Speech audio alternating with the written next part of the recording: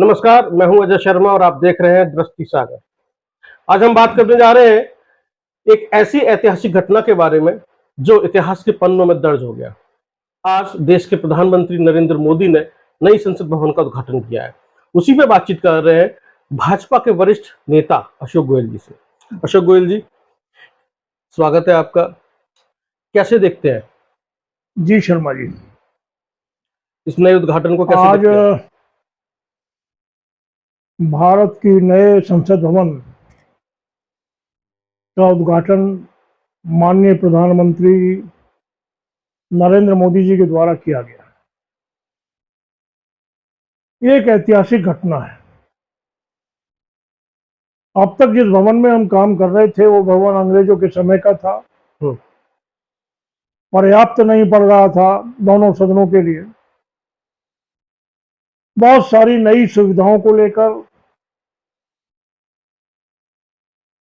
देश की पुरातन संस्कृति को लेकर, हर चीज का विचार करने के बाद, वास्तु का भी और वस्तु का भी, हम्म, ये संसद भवन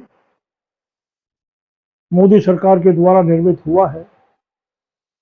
वास्तव में देश के लिए गौरव के पल है। बोलो। आज आपने पूरे दिन तस्वीरें देखी होंगी जो टीवी स्क्रीन पर आपको देखने के लिए मिली। जिस तरीके से सेंगोल को उन्होंने दंडवत प्रणाम किया, फिर दक्षिण भारत के जो अधिराम के जो ब्राह्मण हैं उन्होंने पूजा की, अर्चना की और देश के प्रधानमंत्री को आशीर्वाद भी दिया।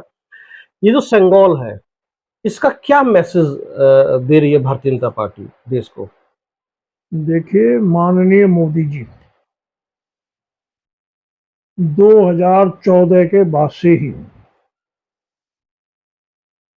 पुरातन संस्कृति, परंपराओं,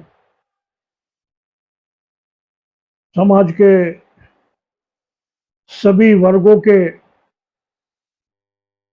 आराध्य स्थलों को सम्मान, हर तरीके से उनका ये कार्य रहा है।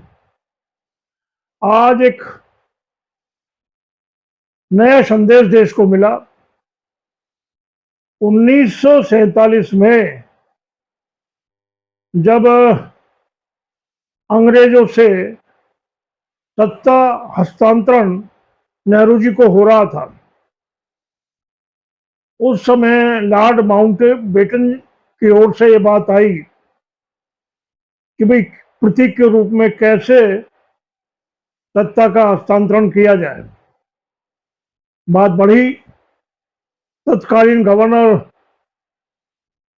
सी राजगोपालाचारी, जो तमिलनाडु से आते थे, जो दक्षिण से आते थे, जी, उन तक गई और खोज के बाद में,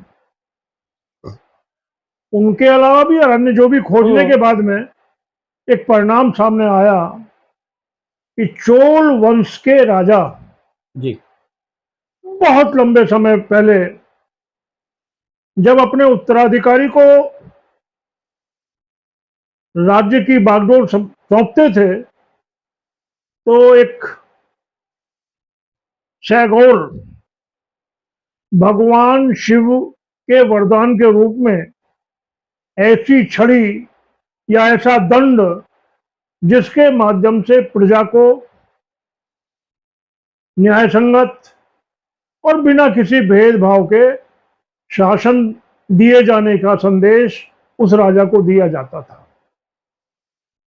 तो ये सेंगोल लॉर्ड माउंटबेटन ने आदरणीय नेहरू जी को सौंपा, लेकिन अपने स्वभाव के मुताबिक गंभीरता से नहीं लिया गया। अब जब खोज हुई, जब सारे तथ्य सामने आए, बहुत सारे साहित्यिक तथ्य भी आए, तो पता लगा कि वहां इलाहाबाद में आनंद भवन में एक छड़ी के रूप में नेहरू जी इसे अपने साथ सहारे के लिए इस्तेमाल करते थे, गोल्डन स्टिक के रूप में, गोल्डन स्टिक के रूप में वहां सैगोल जो है विराजमान था।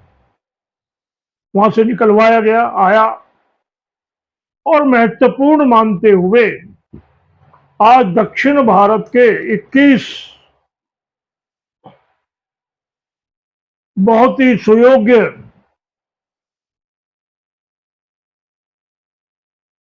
ब्राह्मण कहना चाहिए, जिसमें सभी वर्गों का प्रतिनिधित्व था, उनके माध्यम से आदरणीय मोदी जी को भेंट किया गया और मोदी जी ने उस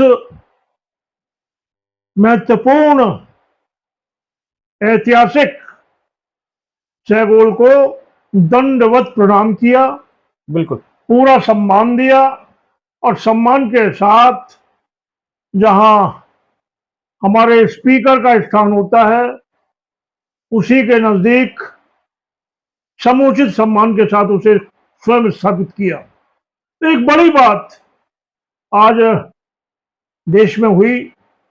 लोगों ने देखा कि किस तरीके से एक नया संसद भवन, जिसमें बहुत सारी खूबियां हैं, देश को मिला है, जहां देश के लिए नए जो भी कानून बनने हैं जनता के लाभ के लिए, वो बनेंगे।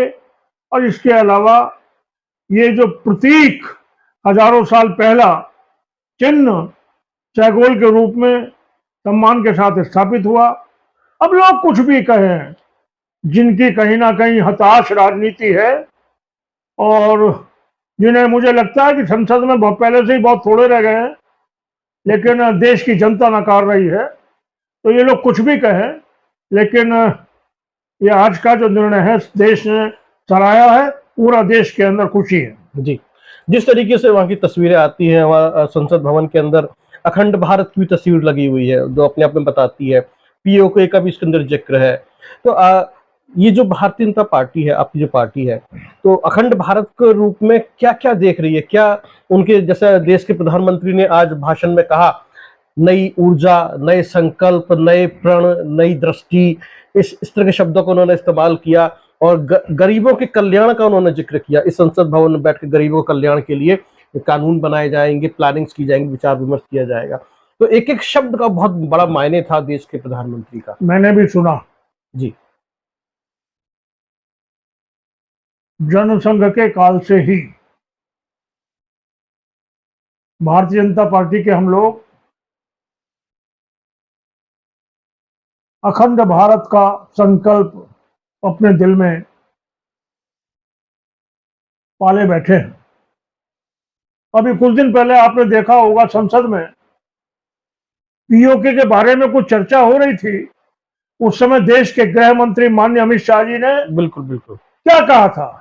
हम जान दे देंगे बिल्कुल पीओके के लिए। वो तो एक हमारे अंदर उनका जज्बा, हमारे अंदर वही खून दौड़ता है भाजपा के और जनसंघ के कार्यकर्ताओं में कि देश हमारा है, भारतीय संस्कृति के अनुरूप सबको साथ लेते हुए, सबके लाभ के लिए काम करते हुए हमें आगे बढ़ना है। लेकिन कहीं भी कोई भी किसी भी प्रकार का, ना तो देशी ना विदेशी, कहीं कोई भी किसी प्रकार का भी अगर कोई हस्तक्षेप करता है तो बर्दाश्त नहीं किया जाएगा। कितना अच्छा होता अशोक जी यदि विपक्ष भी आता, वो लोग आते, बधाई देते, वहां बैठते, बहुत विरोध अच्छा कर होता, सकते थे, लेकिन वो अलग तरीका हो बहुत सकता अच्छा था। होता। ये सोच अपनी अपनी है। मुझे तो लगता है कि विपक्ष को आज इस देश के बहुत बड़े अनुष्ठान में शामिल होना था और वो नहीं हुए, तो उन्होंने बहुत बड़ी अपनी भूल कर दी, जो शायद जनता उनको नकारेगी। जब ये सवाल आएगा कि उस समय आप कहां थे, जब देश के लिए एक पुरातन संस्कृति का प्रतीक चैंगोल दिया जा रहा था, प्रदत्त किया जा रहा था, संसद में स्थापित किया जा रहा था, और आप केवल कुछ बात लेके जबरदस्ती मोदी विरोध में देश का विरोध करते रहे। जी। ये सब चलने वाला नहीं। आपकी मोदी जी से कहीं कुछ दूरी, राजनीतिक दूरी हो सकती है, लेकिन मोदी देश के लिए वरदान है, ये जनता जानती है। मोदी ने विश्व में भारत को जो सम्मान और स्वाभिमान दिलाया है, ये सारा विश्व जानता है। मोदी आज देश के लिए एकदम जरूरी ऐसे व्यक्तित्व के रूप में उभर कर आए हैं जो भारत को आगे लेकर बढ़ेंगे। उन्होंने आने वाले 25 वर्षों के लिए जो रोड मैप रखा है, बिल्कुल कैसे हम एक सुविकसित भारत, एक सशक्त भारत, सोने की चिड़िया भारत हम बनाएंगे, वो संकल्प इस संसद में बैठ के आने वाले हमारे सभी जनप्रतिनिधि जो जो समय समय पर आएंगे पूरा करेंगे।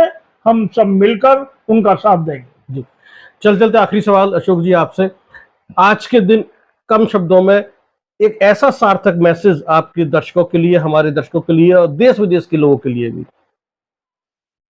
देखिए, मोदी जी को जहां वैश्विक नेता के रूप में मान्यता मिली है, वहीं देश में जन कल्याणकारी, देश की संस्कृति का सम्मान करने वाले, मातृशक्ति को सम्मान देने वाले, युवाओं को आगे लाने वाले, कैसे भारत के अंदर एक नया भारत ऐसा हो जो, जैसे अर्थव्यवस्था हमारी आज 10वें स्थान से 5वें स्थान पर आई है, एक सशक्त और स्वाभिमानी आत्मनिर्भर भारत कैसे आगे बने, इसको लेकर मोदी जी चल रहे हैं। मैं उनको प्रणाम करता हूं। जी, बहुत बहुत धन्यवाद हमसे बातचीत करने के लिए।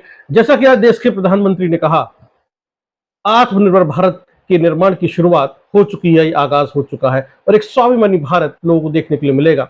25 साल के अंदर जो अमृत काल का महोत्सव मनाया जाएगा, उसके अंदर नए नए आयाम गढ़े जाएंगे और आधुनिकता के परिवेश में नए भारत का निर्माण होगा, जिसकी मूल में सनातन धर्म होगा, संस्कृति होगी और देश अपनी मूल जड़ों की तरफ वापस लौट रहा है। ये सेंगोल का मैसेज है, उसको अपने अस्तित्व को वो पहचान रहा है। बहुत बहुत धन्यवाद। देखते रहिए आप दृष्टि सागर।